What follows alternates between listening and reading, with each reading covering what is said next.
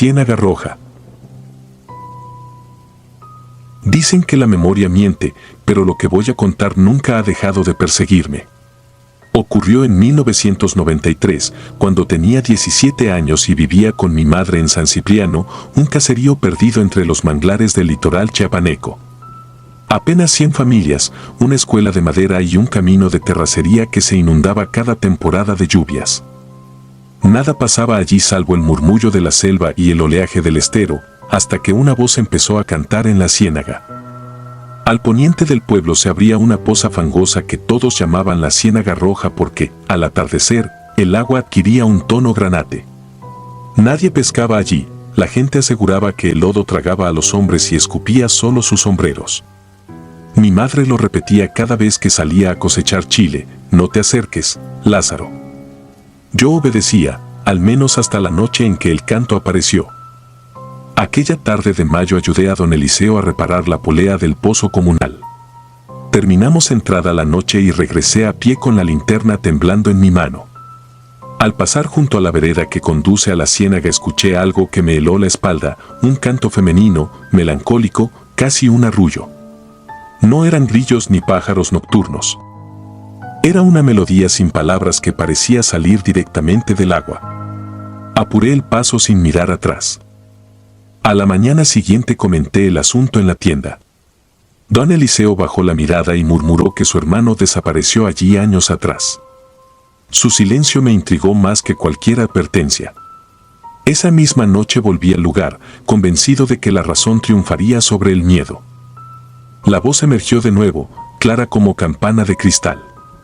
Sin entender cómo, mis pies abandonaron el camino y se internaron entre los juncos. El agua me llegó a los tobillos, el fango succionó mis botas, y cada nota se clavó en mi cabeza como aguja ardiente. Vi entonces, a pocos metros, una silueta blanquecina flotando entre los mangles. Sentí que el corazón se disolvía en mi garganta. Un grito cortó el hechizo, era mi madre, buscándome con la lámpara de queroseno. Retrocedí de golpe. El reflejo se esfumó y el canto se transformó en un gemido. En casa, ella me reveló que la ciénaga se formó cuando un rayo partió la tierra y mató a una mujer llamada Aurelia. Nunca hallaron su cuerpo, solo su velo de novia ennegrecido por el lodo.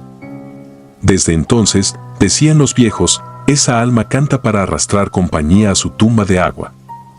Pasó una semana en la que procuré evitar la vereda, pero la voz parecía avanzar conmigo. Cuando iba por las tortillas la sentía en el rumor de las bicicletas, cuando regaba las plantas surgía entre el zumbido de las abejas. Era tan suave que dudaba de mis oídos y, sin embargo, cada nota me dejaba un hormigueo en la lengua, como si hubiera mordido una pila. Una tarde el maestro Julián, al ver mi distracción, me pidió que me quedara después de clase. Me preguntó si consumía hierbas raras. No supe qué responder, solo bajé la mirada y escuché cómo la lluvia empezaba a golpear el techo de lámina como si fuera un tambor funerario. La tercera aparición ocurrió durante la fiesta de San Pedro. Todo el pueblo se reunió en la cancha para cenar empanadas y bailar cumbias bajo foquitos de colores. Yo estaba en la orquesta soplando un viejo saxofón cuando, entre una canción y otra, el generador falló. La música murió y la oscuridad envolvió el recinto. Durante esos segundos de silencio absoluto el canto se alzó, claro y cercano, como si proviniera del centro de la pista. La multitud se quedó muda, algunos pensaron que era un altavoz, pero bastó un segundo para que el pánico derribara mesas y dejara velas temblando sobre el piso. Tras aquel susto empecé a registrar todo en un cuaderno, las horas en que escuchaba la melodía, la dirección del viento, la fase de la luna.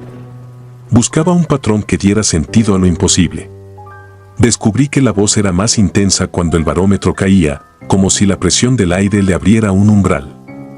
Me obsesioné al punto de colocar frascos con agua en distintos rincones para captar vibraciones. Dentro de ellos, al alba, encontré filamentos rojos que parecían sangre coagulada.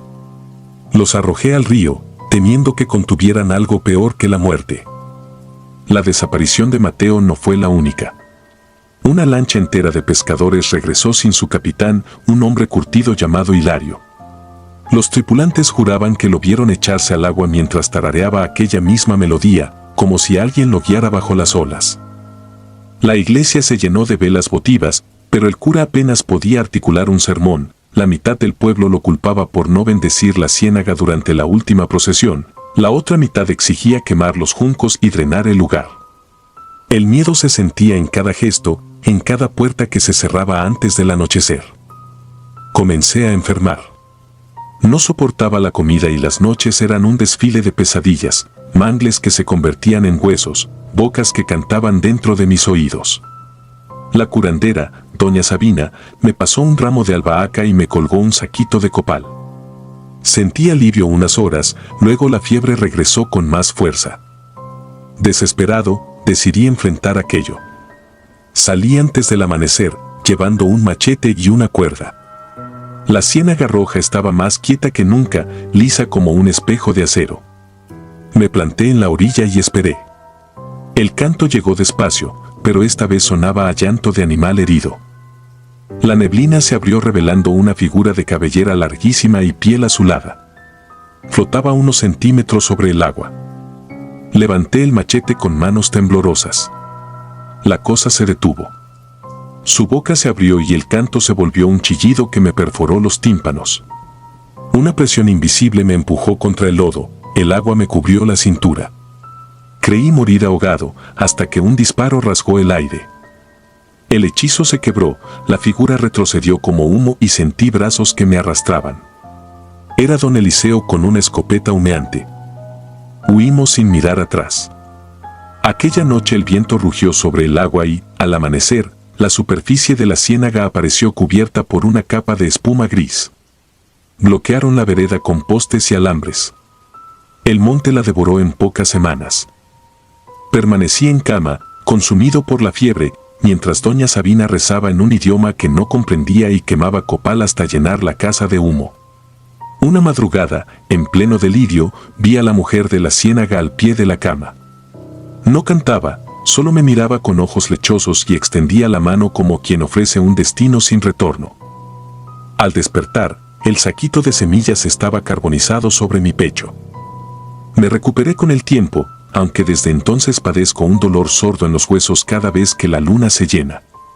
En 1994 nos mudamos tierra adentro, lejos de los manglares. Sin embargo, todavía me despierto sudando cuando el viento sopla desde el mar. Entonces creo escuchar, muy lejos, aquella melodía sin palabras. No sé cuántos siguen desapareciendo allá. El camino se borró y el caserío se vació cuando la nueva carretera llevó empleos a otras tierras. Tal vez ya nadie recuerde la ciénaga roja. Yo, en cambio, llevo su canto incrustado en los huesos. Si cierro los ojos y contengo la respiración, puedo oírlo exactamente igual que aquella noche, una voz que promete consuelo y exige tu miedo como pago. A veces pienso en volver para demostrarme que todo fue un delirio de juventud. Quizá el agua esté seca y los mangles derribados. Temo confirmar lo que mi memoria repite, que en aquel espejo oscuro habita algo que no conoce la muerte y espera pacientemente a que alguien responda su canción. Si alguna vez viajas por el litoral de Chiapas y alguien menciona un estero donde el agua se tiñe de rojo al atardecer, sigue tu camino. No importa lo hermosa que parezca la voz que pronuncie tu nombre. Quienes la escuchan jamás vuelven a ser los mismos. Y algunos, sencillamente, ya no vuelven. Hijas del Cerro. Nací en la madrugada del 3 de agosto de 1953, pero mi primer recuerdo verdadero no pertenece a mí, sino a los ojos de mi padre.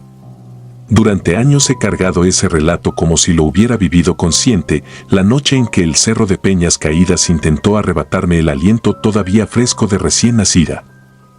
Mi pueblo ya no existe en los mapas, quedó sepultado entre encinos angostos y veredas olvidadas de la Sierra de Guerrero, donde la niebla sepulta los tejados y el eco de los coyotes suena como rezos mal pronunciados.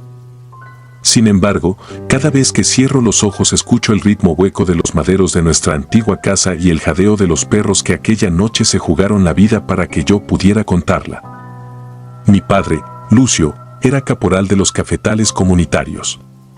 Hombre serio, curtido por la lluvia ácida del trópico y por la certeza de que la montaña siempre cobra deudas. Cuando mi madre, Estela, quedó encinta, corrió la voz de que las hermanas del Alto, 3 mujeres mayores que habitaban una choza de ocote en la cumbre, bajaban para llevarse a los párvulos antes del primer llanto. Nadie sabía con qué propósito. Unos decían que las cambiaban por oro negro al diablo, otros, que se los bebían en infusiones de sangre para mantenerse eternamente viejas sin morir. Eso explicaba que Peñas Caídas fuera menguando, las familias preferían migrar que parir en tierra maldecida. La víspera de mi alumbramiento, el cielo se empurpuso con una luna que no llegó a nacer. Faltaban todavía 2 semanas para la fecha prevista, pero mi madre comenzó a sentir las contracciones justo a la hora en la que los gallos se vuelven sombras y los grillos se callan. Mi padre supo que no quedaba tiempo para huir. Recordó entonces las instrucciones del viejo Porfirio, un curandero que vendía remedios envasados en aguardiente. Si has de retar a las del Alto, has de tragarte tu propio miedo y pintar la casa con cal viva mezclada con sal y ceniza de maguey. Lucio encendió el farol de petróleo, trituró la cal hasta que se volvió polvo de hueso y la revolvió con agua de pozo y la ceniza caliente. Con esa pasta espesa trazó cruces sobre puertas, ventanas, bisagras, vigas y hasta sobre el techo de lámina renegrida. Después buscó ramas de romerillo, ruda y hojas de moquillo serrano, las sirvió en un jarro abollado y añadió un trago generoso de mezcal de nana, una bebida tan áspera que parecía tener filo. A esa pócima le llamaban brío de perro porque despertaba a las bestias con una furia que ni el hambre provoca. Con las manos aún manchadas de cal abrió la tranca del corral y sirvió la infusión a los 5 perros que custodiaban la parcela: Chamico, Tejón, Brava, Viborita y Requesón. Los animales olfatearon el vapor acre, bebieron sin vacilar y enseguida alzaron los hocicos al viento, inquietos, como si hubieran olido un rastro antiguo. Adentro, mi madre gruñía más que gemía. No hubo partera, en esos años las distancias eran mortales y la única carretera se derrumbaba con cada tormenta. Mi padre asistió el parto apoyándose en la memoria de haber recibido, años atrás, a sus propios hermanos. Colocó trapos hervidos sobre la mesa de pino y sostuvo a Estela mientras el candil proyectaba sombras danzantes en las paredes encaladas. Afuera, el monte susurraba una calma malsana. Cuando solté mi primer aliento, un chillido agudo que, según él, rasgó el silencio como cuchillo, la noche se quebró. Los perros empezaron a ladrar con una fiereza desconocida. No era un ladrido de aviso, sino un bramido furioso que se estrellaba contra la montaña y regresaba multiplicado. Mi padre dejó a mi madre arropada, tomó un puñado de sal gruesa y la esparció en el umbral. Después, a través de la rendija de la ventana, vio algo que le erizó la nuca: 2 figuras a contraluz de la bruma, sostenidas sobre sus 4 extremidades, oscilando como animalillos descompuestos. El cabello largo, desgreñado, les caía como mantos oscuros hasta el suelo. No caminaban, reptaban con un impulso silencioso y veloz, agitando los brazos como patas delanteras. La luz parca de una fogata lejana se reflejó en el relieve huesudo de sus espaldas. Lucio reconoció el peligro y empuñó un frasco de agua bendita que guardaba para los entierros. Mientras tanto, los perros se habían abalanzado sobre las intrusas con una rabia que parecía poseída. Gruñidos, chasquidos de mandíbula y un chillido humano se entremezclaron. El choque de aquellos cuerpos contra los troncos retorcidos del patio retumbó sobre el piso de tierra de la casa. Sin asomarse de nuevo, mi padre escuchó el crujir de garras arañando la madera, el golpe seco de los perros y una hedora hierba podrida que entró por las rendijas. De pronto, el vidrio de la ventana explotó hacia adentro salpicando astillas y fragmentos brillantes.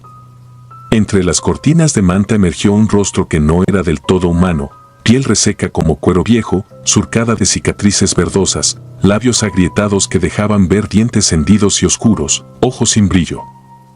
Huecos como carbones ardiendo sin llama.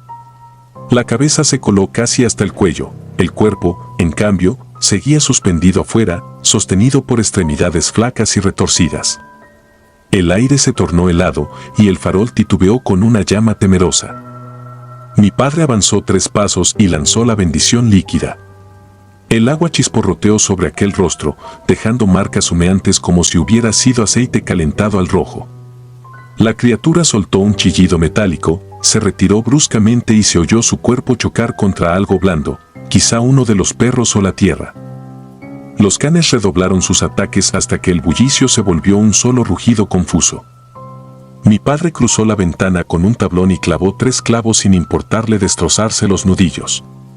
Después reforzó la puerta con la mesa y se apostó frente a la cama, armado únicamente con un crucifijo de cedro. Mi madre, pálida, sostenía mi cuerpo contra su pecho, envuelto aún en el rebozo de algodón. Ella rezaba en silencio.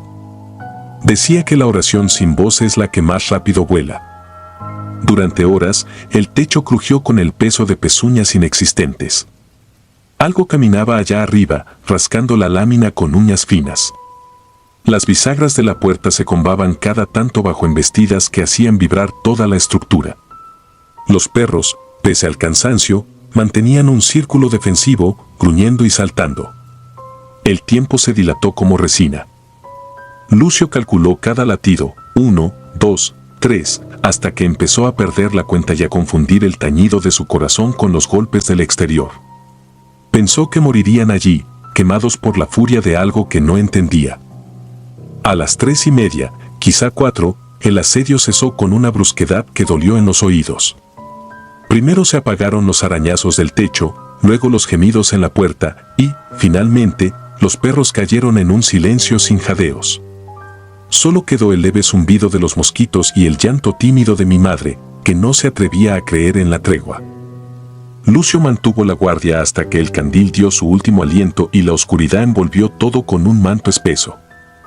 El amanecer llegó tímido, con un resplandor naranja entre la bruma. Cuando mi padre abrió la puerta, la luz reveló un patio hecho campo de batalla.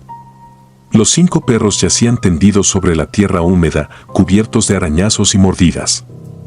Chamico se levantó primero, cojeando, luego Tejón, con una oreja desgarrada, Brava, Viborita y Requesón le siguieron con paso tembloroso. No había cuerpos de intrusas, pero el suelo estaba sembrado de huellas inhumanas, manos huesudas con dedos excesivamente largos y talones invertidos, como si caminaran hacia atrás mientras avanzaban. Entre las marcas, trozos de tela negra impregnada de un olor ácido y plumoso, similar al de la fruta podrida. Desde la ladera del cerro, un humo delgado se alzaba en espiral. Horas después, un arriero informó que la choza de las hermanas del Alto había ardido durante la noche. Nadie encontró restos humanos, solo redomas vacías, sogas trenzadas con pelo y una fila de cunitas talladas en tronco fresco, todas vacías. Algunos dijeron que las brujas se consumieron en su propio fuego, otros que abandonaron la sierra buscando nuevos vientres que devorar. Mi familia no esperó a confirmarlo. Antes del atardecer ya cargábamos los muebles en un carromato prestado, rumbo a la planicie donde comenzaba la carretera a Iguala. Dejamos atrás el cafetal, el corral y la casa pintada de cruces. Mi padre enterró la botella vacía de agua bendita bajo la raíz de un encino y soltó un último suspiro de resignación. Mientras la carreta rechinaba en la bajada, Peñas Caídas quedó atrás, invisible entre los troncos. Con los años, el pueblo desapareció de los registros, una epidemia de tifo, un deslave, tal vez la simple huida colectiva de quienes nunca se sintieron a salvo. Me crié en la costa, sin montañas que le roben el aire al horizonte, pero cada tanto despierto sobresaltada por el sonido imaginario de perros luchando contra algo que no puedo ver. Conservo, en una cajita de madera, un pedazo de aquella tela ennegrecida que mi padre recogió esa mañana. A veces la huelo para convencerme de que todo fue real, otras, para recordarme que, aunque la fe rescate, el miedo jamás olvida. Cuando termino de contar esto a mis nietos, cierro la caja, trazo una cruz invisible en la puerta y dejo un puñado de sal en el alféizar. No es superstición, es gratitud. Porque en la noche en que nací, las hijas del cerro vinieron a buscar un aliento nuevo y regresaron con las manos vacías. Yo sigo respirando para recordarlo. Ídolo. Me llamo Arturo Ramos y crecí pensando que los pueblos se parecen entre sí, una plaza pequeña, un kiosco desportillado, perros callejeros que nos vigilan como centinelas cansados. Pero cuando en 1992 acepté mi primer empleo como maestro rural en San Ignacio de los Huertos, una aldea polvorienta perdida en las cañadas de Zacatecas, descubrí que cada sitio guarda un secreto dispuesto a abrirse como una herida. Este es el mío, y aún me cuesta contarlo sin temblar. Llegué una tarde de agosto, acompañado solo por una maleta y el ruido mecánico del autobús que se alejaba levantando nubes de tierra roja. El camino serpenteaba entre cerros pelones. A lo lejos, un campanario torcido parecía inclinarse para espiarme. Aquel templito, construido con cantera gris, dominaba todo. Las casas de adobe se apiñaban a su alrededor como si necesitaran protección.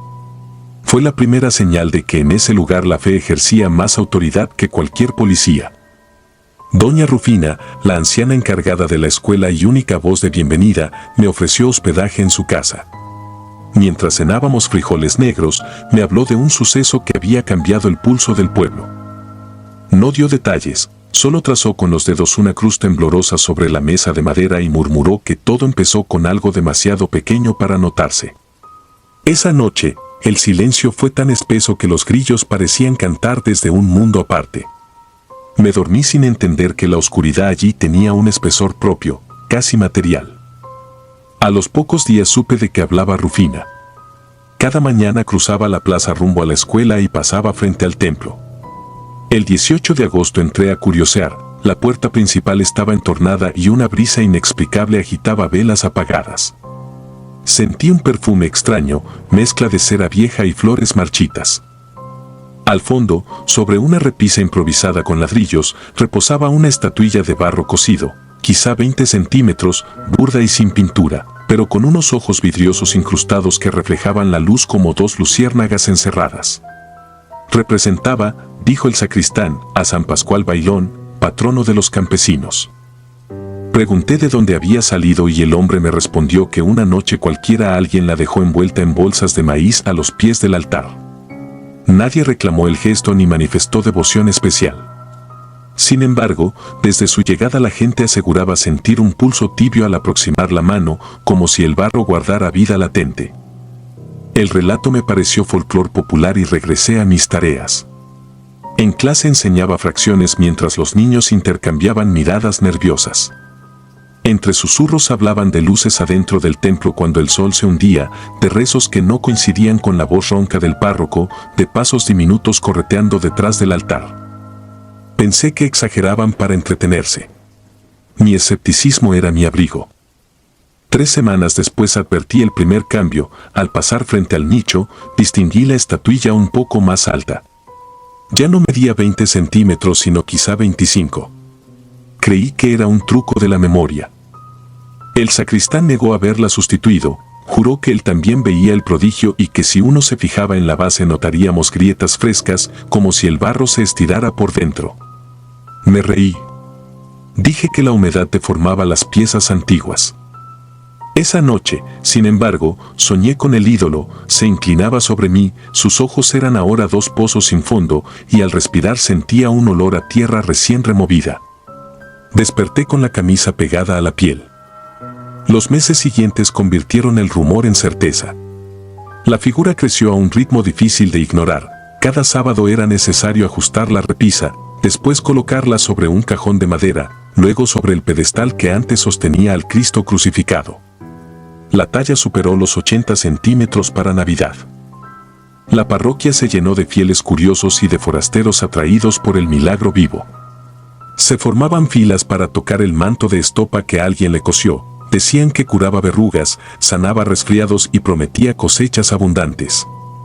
El cura, poco dado a entusiasmos, comenzó a celebrar misas extras y a colocar cajas de limosna. El pueblo, antes callado, recibió visitantes, dinero y envidias en dosis jamás vistas. Yo me mantenía escéptico, quizá porque toda mi vida me enseñaron a desconfiar de los prodigios. Pero algo incómodo crecía a la par de la figura. A medianoche, ladridos se elevaban de pronto y se apagaban como cortados por una navaja. Gallinas amanecían sin cabeza, alineadas en torno a la iglesia. Los faroles de petróleo se extinguían todos a la misma hora, las 3:17, según el reloj de la torre. Y en los muros interiores aparecieron manchas oscuras que reptaban lentamente, formando siluetas que recordaban cuerpos arrodillados. Intenté racionalizar cada suceso: perros salvajes, vandalismo, condensación de humedad. Sin embargo, un miércoles de febrero de 1993 mi incredulidad se quebró. Mientras revisaba cuadernos en el aula, escuché un zumbido bajo el suelo, parecido a un enjambre. El salón entero vibró durante unos segundos. Los niños se taparon los oídos, una niña sangró por la nariz. El epicentro, según los vecinos, parecía estar en la nave del templo. Corrí hacia allá y hallé a media docena de ancianas rezando en voz queda. El aire era denso, el zumbido se sentía en los huesos. Al fondo, el ídolo, ya de tamaño casi humano, parecía palpitar, su pecho se inflaba y desinflaba con lentitud. Lo juro, vi como una fina capa de polvo se sacudía sobre sus hombros, igual que la piel de alguien que acaba de despertar. Salí tambaleando. El sacristán, con la cara ceniza, me confesó algo que nunca dijo a nadie. Cada amanecer recogía puños de tierra suelta al pie de la figura. Barro fresco, todavía húmedo, que no estaba allí la noche anterior. Había dejado de barrer por miedo a descubrir un hueco bajo el pedestal. Aquella noche no dormí. Pensé en preparar mi renuncia y marcharme al amanecer. No me dejaron. A las 4, cuando comenzaba a empacar, golpes frenéticos sacudieron la puerta. Era Rufina, llorando. Su nieto, Mateo, había desaparecido al volver de acarrear agua. El rastro se perdía cerca del atrio. Sin pensarlo, tomé una linterna y corrí con ella. La plaza estaba desierta, el viento levantaba remolinos de polvo que parecían susurrar mi nombre. Al acercarme a la puerta del templo noté algo que me paralizó. La madera estaba entreabierta y una huella menuda, hundida en el barro fresco, conducía hacia adentro. No era la pisada de un niño descalzo, mostraba dedos demasiado largos, casi prensiles. Empujé la puerta. El interior olía a sangre tibia. Sobre el altar, la figura alcanzaba mi altura. Sus ojos brillaban con un fulgor húmedo, la boca, antes apenas un trazo, era ahora una grieta vertical que parecía latir. El zumbido retornó, más fuerte. Bajo el pedestal, una hendidura se extendía hacia la oscuridad, como una madriguera recién horadada. Quise retroceder, pero algo se deslizó entre mis botas, un reguero de baba terrosa, salpicado de granos de maíz sin germinar. Comprendí entonces la magnitud de nuestra ignorancia. El ídolo no crecía, devoraba. Absorbía materia orgánica, carne, vida, lo que fuera necesario para revestirse de humanidad. Me abalancé al altar y hundí la linterna contra el rostro de barro.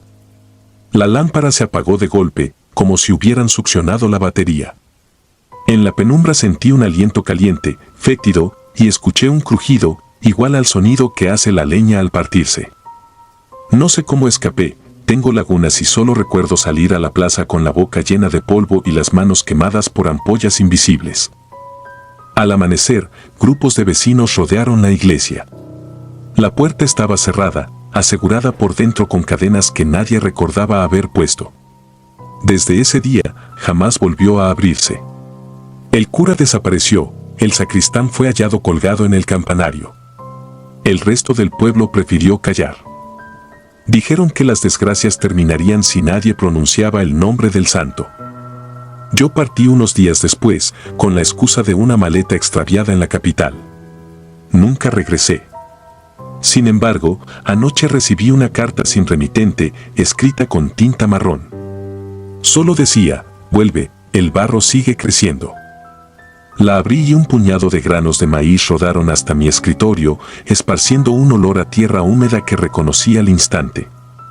Ahora escribo esto con la ventana cerrada y los cerrojos reforzados, aunque sé que el silencio del pueblo cabe en cualquier habitación. Cada crujido en la madera del piso me recuerda aquel sonido en la iglesia, cada sombra prolongada sobre la pared parece alargarse como esos dedos imposibles.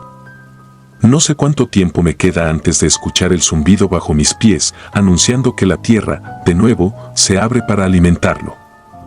Dicen que los pueblos pequeños guardan las historias más grandes. Yo digo que algunas historias no deberían contarse, porque al contarlas uno les da raíces. Y cuando algo arraiga en la oscuridad, lo único seguro es que crecerá.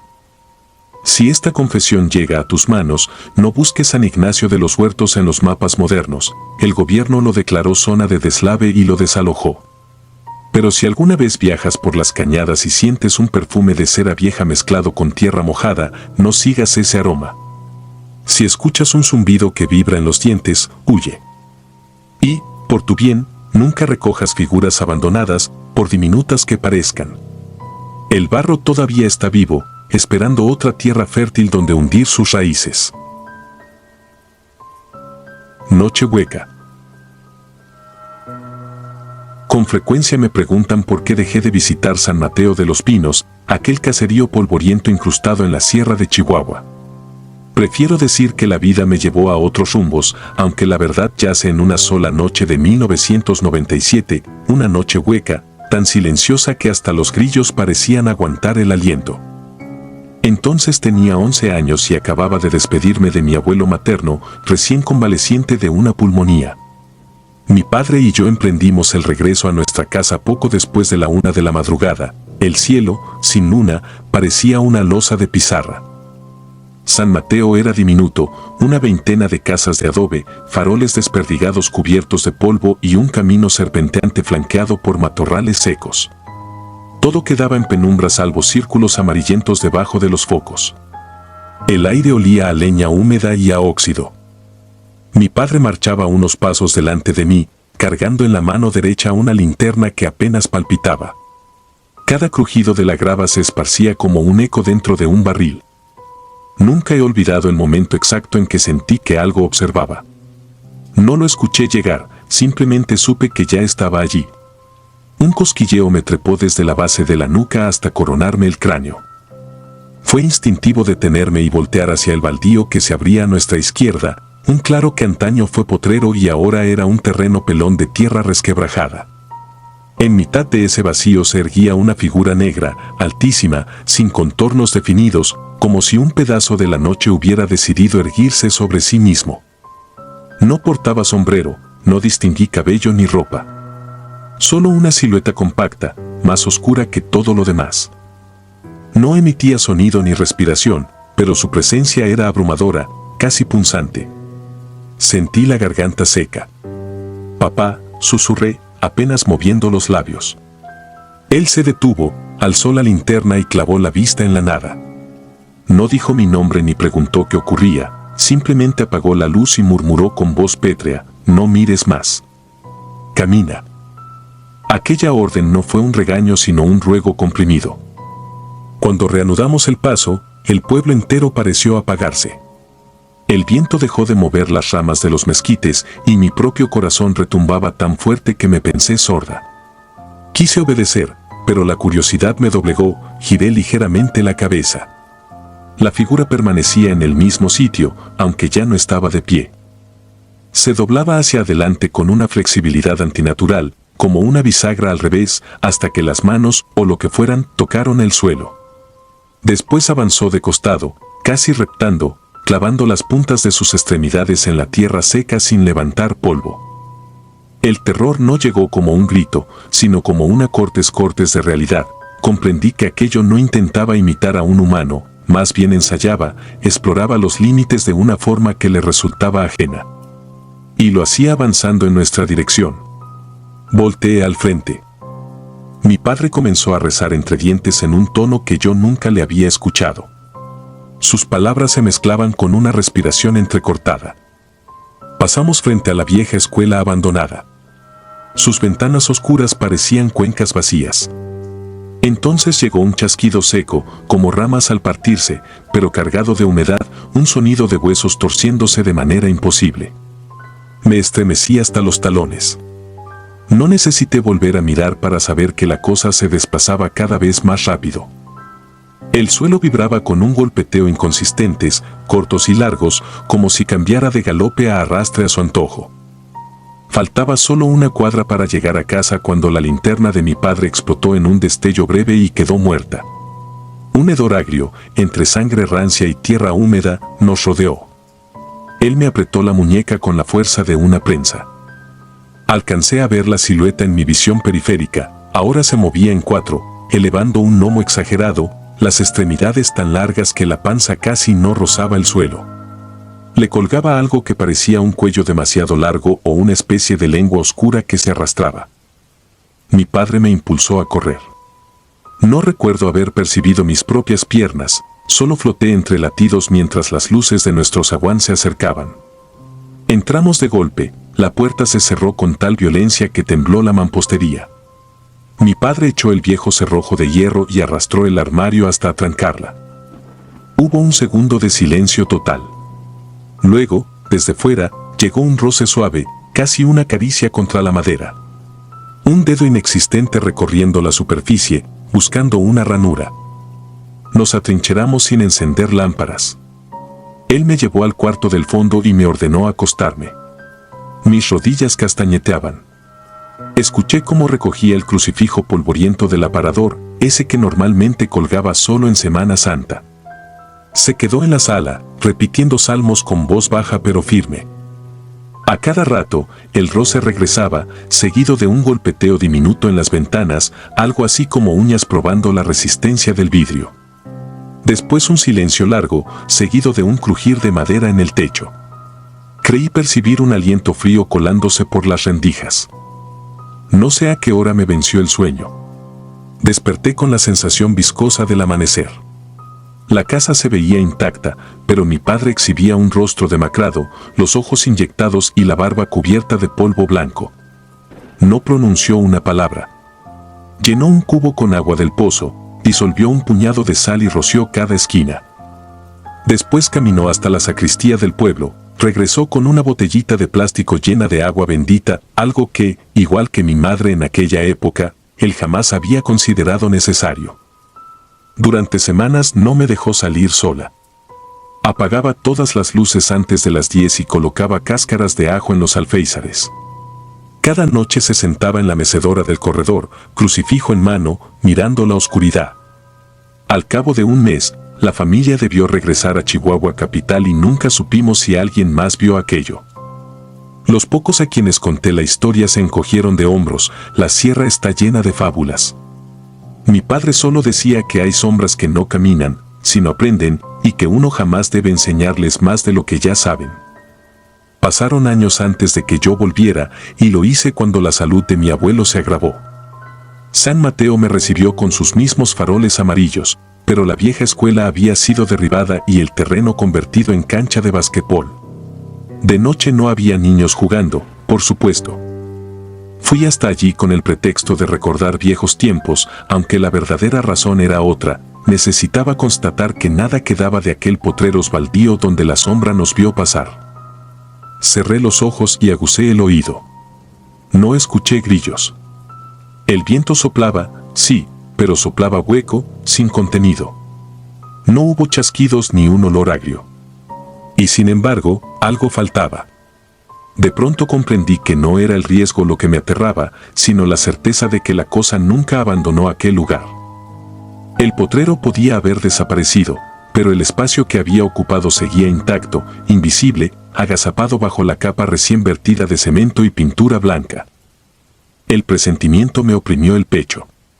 Me vi a mí misma 11 años atrás, la linterna moribunda, el ruego de mi padre.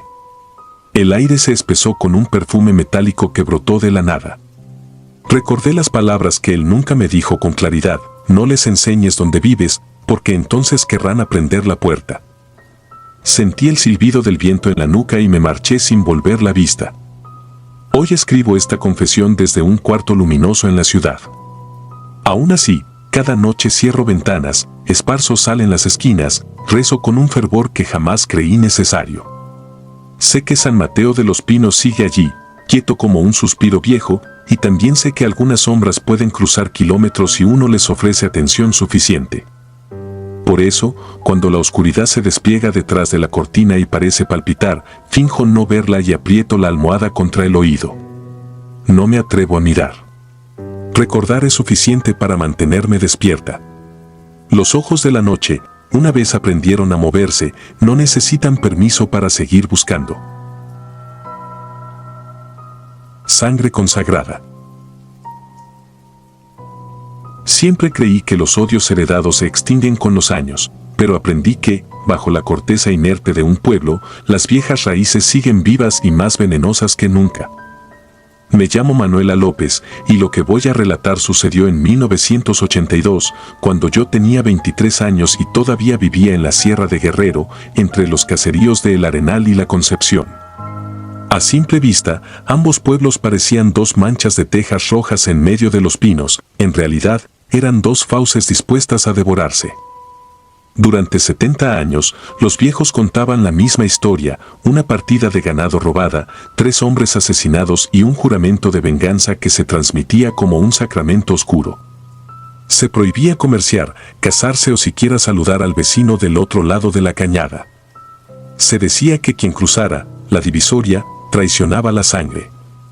Aún así, el monte es extenso y los límites se desdibujan al atardecer. Éramos 5 hermanos. Yo ocupaba el segundo sitio. La menor, Selena, recién había cumplido 18. Siempre fue curiosa, esbelta y silenciosa, pero ese verano la noté distinta. Cada tarde, cuando el sol caía detrás del monte, desaparecía durante casi una hora. Volvía con la ropa empolvada y los ojos encendidos, como si caminara desde un lugar más luminoso que el nuestro, aunque nadie supiera cuál. Al principio pensé que llevaba tortillas a una tía lejana, luego dudé. Mi madre notaba las ausencias, pero callaba. Una tarde, mi hermano mayor y yo decidimos seguirla, ocultos tras las nopaleras. La vimos bajar por el viejo sendero del río, ignorar la vereda principal y adentrarse en un bosque denso, hasta llegar a la colina donde se alzaba la ermita de San Uriel, una capilla abandonada desde las primeras matanzas. Ante la puerta rota la esperaba un muchacho alto, moreno, de cabello muy corto. No hablamos, bastó ver el abrazo que se dieron para saber que Selena había cruzado la divisoria. En casa callamos, tal vez por miedo, tal vez por no romperle ese espejo de felicidad. Sin embargo, mi padre don Rafael descubrió el secreto al notar que la jarra de agua quedaba intacta cada tarde y que las manos de Selena olían a romero y no a jabón.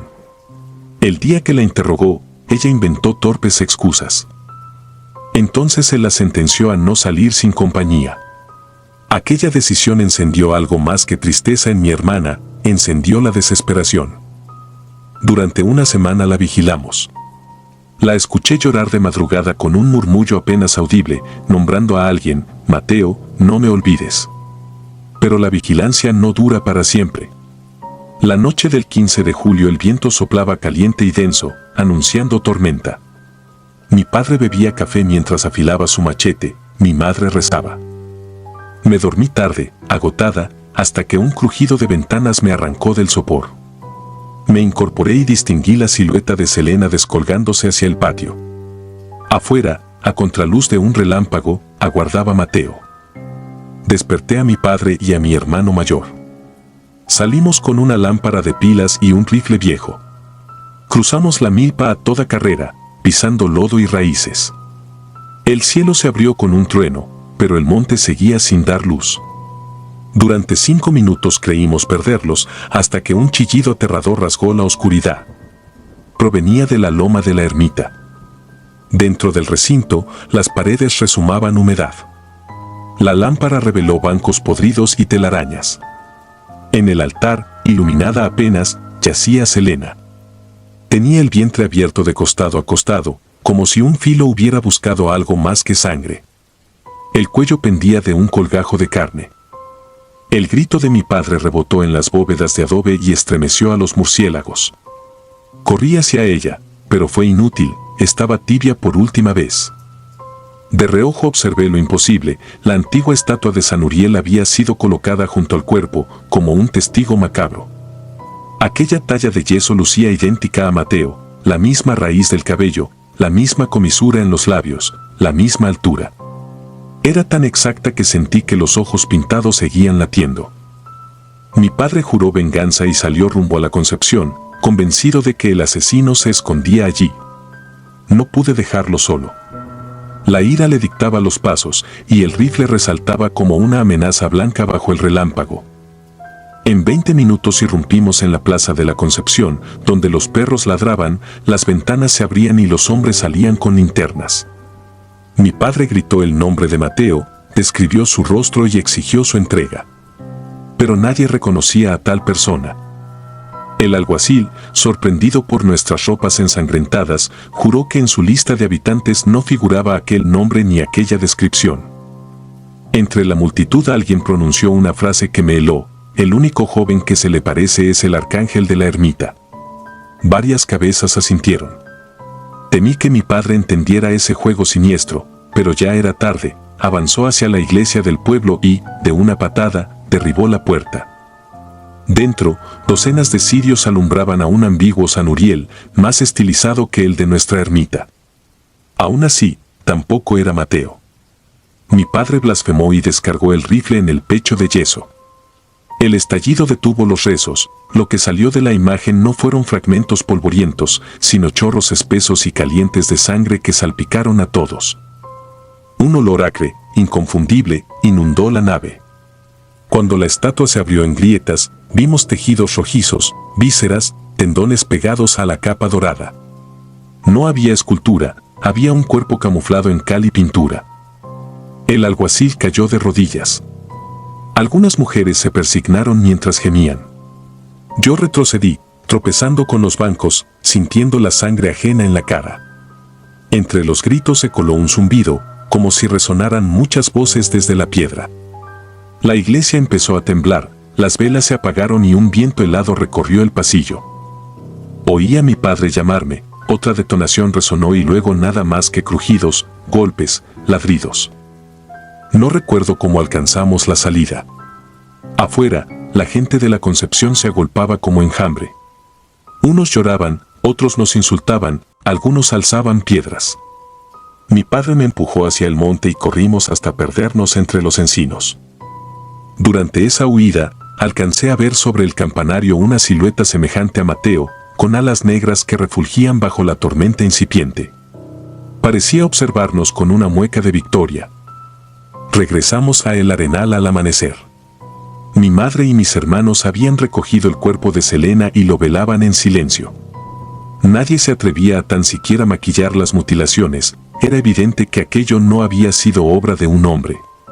Contamos lo ocurrido. Mi madre temblaba, rezaba, maldecía entre dientes. El sol subía, pero el patio se sentía igual de gélido que la noche. Los días siguientes se convirtieron en un infierno de amenazas. Grupos armados de la Concepción merodeaban nuestros linderos. Los hombres de El Arenal empuñaban machetes.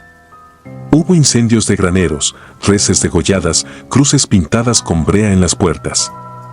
Cada vez que el odio estallaba, alguien aseguraba haber visto al arcángel sangrante caminando por los bordes de la barranca. Algunos afirmaban que, a su paso, los pozos se secaban y las gallinas ponían huevos negros. Yo dejé de dormir. Cada silbido del viento me recordaba el chirrido metálico que oí en la iglesia antes de que todo se quebrara. 3 meses después, los caciques de ambos pueblos firmaron una tregua inestable, más por cansancio que por convicción. Nadie devolvió nuestros muertos ni explicó el origen de aquellas estatuas vivas. Solo corría un rumor: un curandero antiguamente había prometido protección a la Concepción, moldeando figuras de barro con sangre humana para que los enemigos huyeran creyendo ver a los suyos. Con el tiempo, la mezcla de carne y fe produjo algo que ya no era ni santo ni hombre, sino un espejo depredador. Han pasado más de 40 años. El camino que separa El Arenal y la Concepción está cubierto por zarzas y ruinas de casas quemadas. Muchos jóvenes ignoran por qué sus abuelos no cruzan la cañada, pero repiten la desconfianza como un rezo inconsciente. Yo, en cambio, lo recuerdo todo. Sé que bajo las paredes derrumbadas de la antigua ermita el suelo permanece negro, como si la tierra rechazara absorber cierta sangre. Por las tardes, cuando el viento llega desde la barranca, aún percibo el aroma dulzón y corrupto de aquella estatua, y el monte entero parece susurrar el nombre de mi hermana. Si alguna vez viajas por la Sierra de Guerrero y encuentras 2 pueblos que jamás se miran, da media vuelta. Hay gentes, imágenes y promesas que prefieren quedarse encerradas en sus propias sombras. Y si en medio del camino oyes un tono de voz que imita a quien más confías, tápate los oídos. Porque lo que finge tu rostro, tu voz o tu fe rara vez busca tu salvación. Si disfrutas de los relatos, te invitamos a apoyarnos con un like y un comentario, ya que eso nos ayuda muchísimo. Además, si aún no estás suscrito o suscrita, te animamos a formar parte de la comunidad del terror. Muchas gracias por escucharnos y por tu apoyo.